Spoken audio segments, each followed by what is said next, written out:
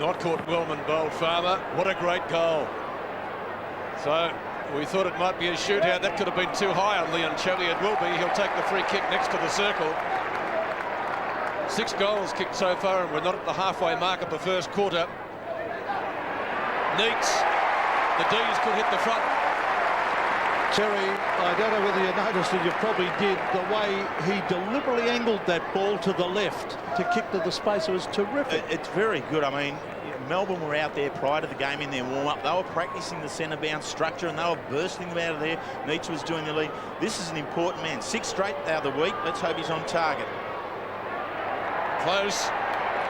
Goal umpire hasn't moved. It's a goal.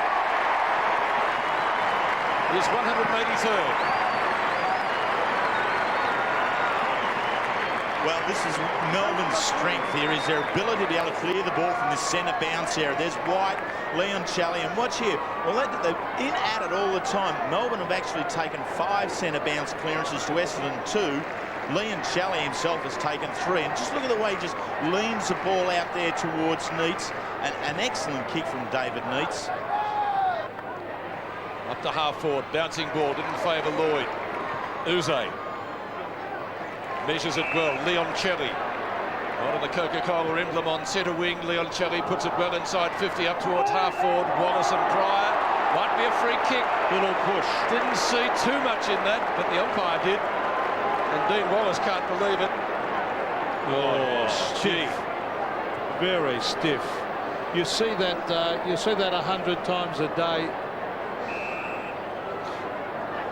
Well, Brian, our security man, said it was a definite push in the back, but he does barrack for Melbourne. So give me that one. Neitz has got the goal.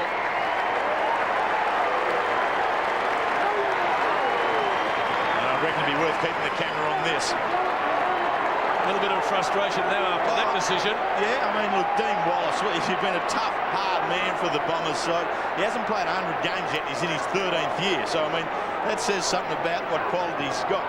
Someone in the Essendon defence has to stand up against these couple of big ones in the Melbourne forward line. Schwartz and Neitz, they are the 2 men who are going to beat Essendon here this afternoon.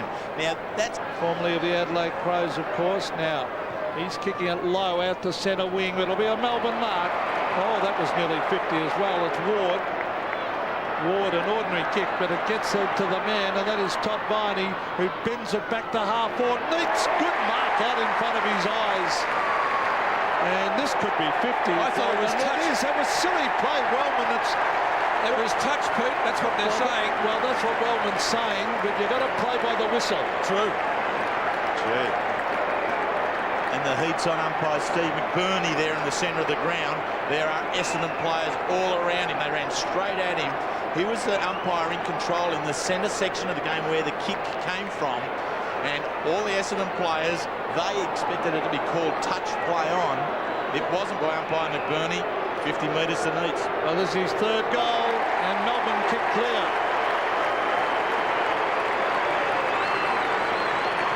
Well, that'll be interesting. I thought it was touch just watching the screen while you're doing the call, and I thought this will be a play-on situation, but it wasn't.